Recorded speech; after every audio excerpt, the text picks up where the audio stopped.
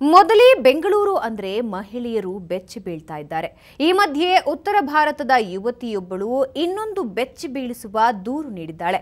ತನ್ನ ಮೇಲೆ gang rape ಆಗಿದೆ ಅಂತ ಪೊಲೀಸ್ ಠಾಣೆ ಮೆಟ್ಟಿಲೇರಿದ್ದಾಳೆ. ಆದರೆ ಈ ದೂರನ್ನ ಪೊಲೀಸರು 100ಕ್ಕೆ 100ರಷ್ಟು ನಂಬ್ತಾ ಇಲ್ಲ. ಹಾಗಂತ ದೂರನ್ನ ನಿರ್ಲಕ್ಷ್ಯ ಮಾಡೋ ಹಾಗಿಲ್ಲ. ಯಾಕೆ ಅನ್ನೋದಕ್ಕೆ ಇಲ್ಲಿದೆ ನೋಡಿ ಫುಲ್ ಡೀಟೇಲ್ಸ್. ಬೆಂಗಳೂರಲ್ಲಿ ಮತ್ತೊಂದು ಮಾನಗೇಡಿ ಕೃತ್ಯ. ವಿಚ್ಛೇದಿತ ಮಹಿಳೆ ಮೇಲೆ ಸಾಮೂಹಿಕ ಅತ್ಯಾಚಾರ. ಕಾರ್ ಡ್ರೈವರ್ ಸೇರಿ 4ರಿಂದ ರೇಪ್.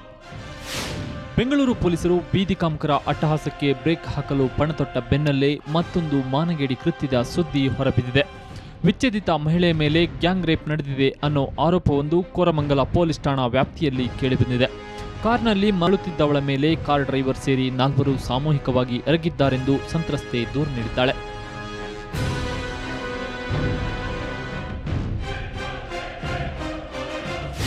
ಈ ದೂರು ನೀಡಿದ್ದವಳು ಉತ್ತರ ಭಾರತದವಳು. ಕಳೆದ 5 ವರ್ಷಗಳ ಹಿಂದೆ ತನ್ನ ಗಂಡನಿಂದ ವಿಚ್ಛೇದನ ಪಡೆದು ಉದ್ಯೋಗ ಅರಸಿ ಬೆಂಗಳೂರಿಗೆ ಬಂದಿದ್ದಳಂತೆ.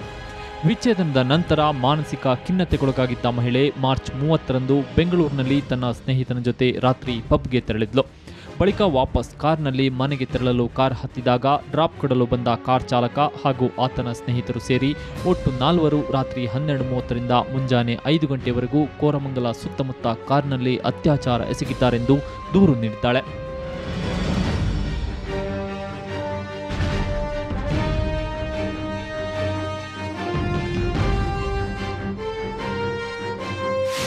ದೂರಿನಲ್ಲಿ ರಾಕೇಶ, ರಾಜಪ್ಪ, ನರಸಿಂಹ ಎಂಬ 3 ಆರೋಪಿಗಳ ಹೆಸರನ್ನು ನಮೂದಿಸಿದ್ದಾಳಂತೆ.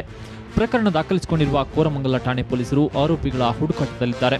ಇನ್ನೊಂದೆಡೆ ಸಂತ್ರಸ್ತೆ ಮಾನಸಿಕ ಖಿನ್ನತೆಯಿಂದ ಈ ರೀತಿ ಸುಳ್ಳು ದೂರು ನೀಡಿದ್ದಾಳೆ ಅನ್ನೋ ಮಾತು ಕೂಡ ಪೊಲೀಸ್ ಇಲಾಖೆಯಲ್ಲಿ ಕೇಳಿಬರ್ತಿದೆ. ಬೆಂಗಳೂರಿನಿಂದ ತಿಮ್ಮೇಗೌಡ, ಕ್ರೈಮ್ ಬ್ಯೂರೋ, ಸುವರ್ಣ ನ್ಯೂಸ್.